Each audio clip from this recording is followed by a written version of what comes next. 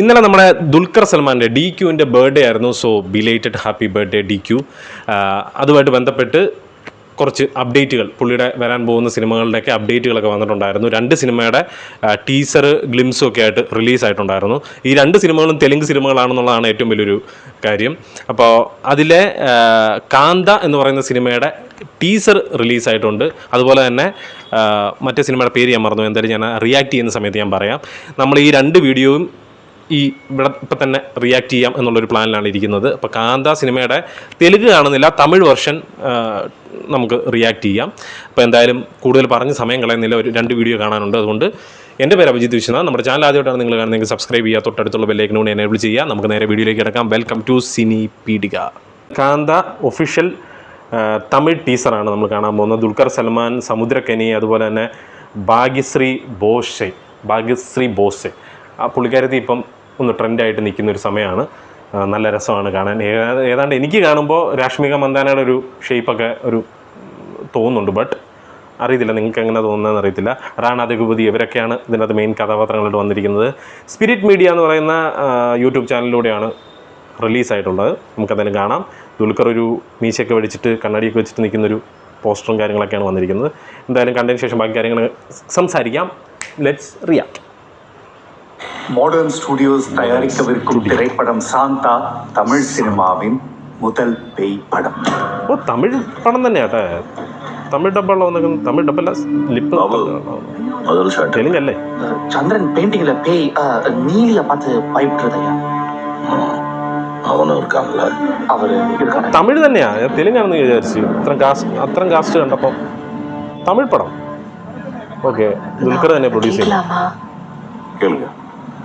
நீங்களும் ஐயாவும் ஏன் பேசிக்காம இருக்கீங்க? அக்ஷன் மகன்.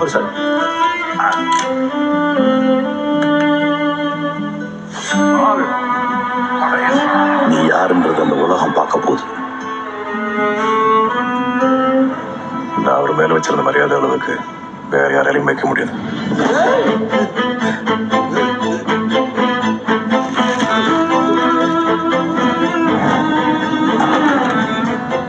எல்லாரும் சொல்லுவாங்க அவன் தான்.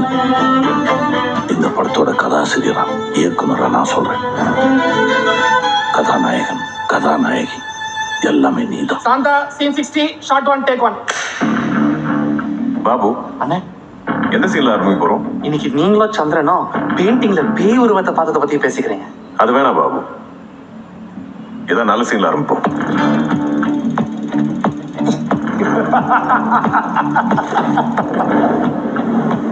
ஐயா ஷாட் ஓகேயா?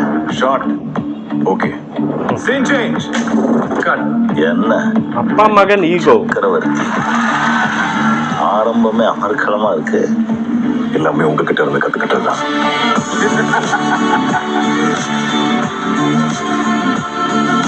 ഓക്കെ, റാണ ദഗുപതിയും ഒക്കെ എല്ലാം പ്രൊഡ്യൂസറാ. படம் பேரு சாந்தா இல்ல, കാന്ത. காந்தா. Very nice. ஆடியன்ஸுக்கும் பிடிக்கும். സെൽവമണി സെൽവരാജാണ് ചിത്രം സംവിധാനം ചെയ്യുന്നത്.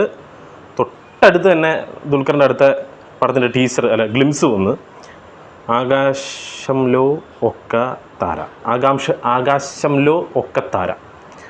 അല്ല, അത് പറയുന്നതിന് മുമ്പേ കാന്ത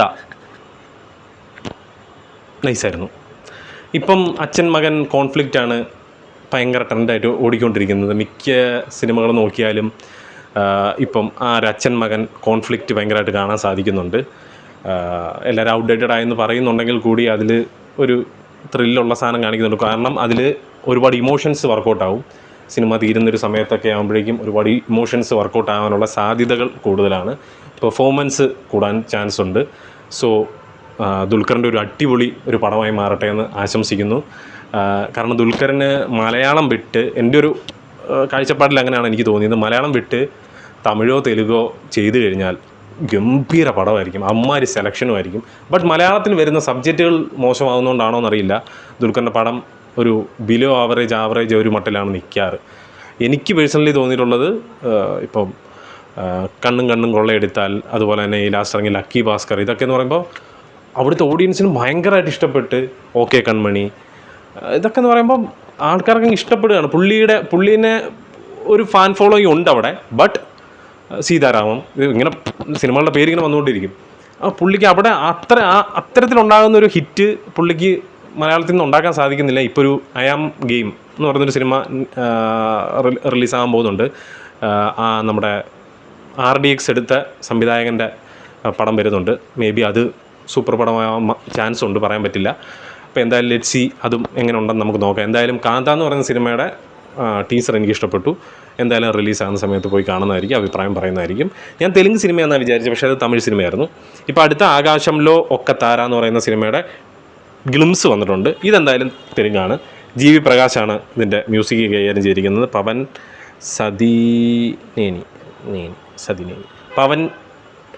അത് മതി.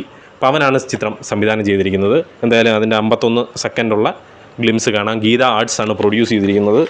ഇതാണ് ഇവിടെ വെച്ചോട്ടെ. Okay, let's react. ഓക്കെ,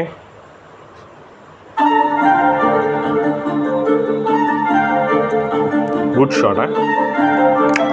അടുത്ത് സ്വപ്ന സിനിമ. അപ്പം ഗീത ആർട്സ് അല്ല,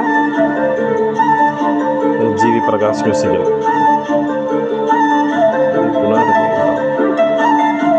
പവൻ സതി.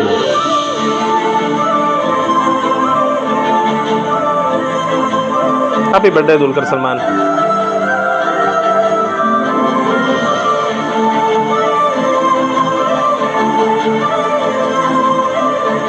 ഹൈ ഹാഡി ലുക്ക്.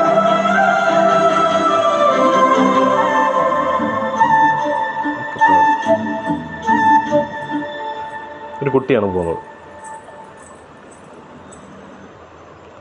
സൂപ്പർ. ഇത് തെലുങ്ക്, മലയാളം, തമിഴ്, ഹിന്ദി ഭാഷകളിലാണ് റിലീസാകാൻ പോകുന്നത്.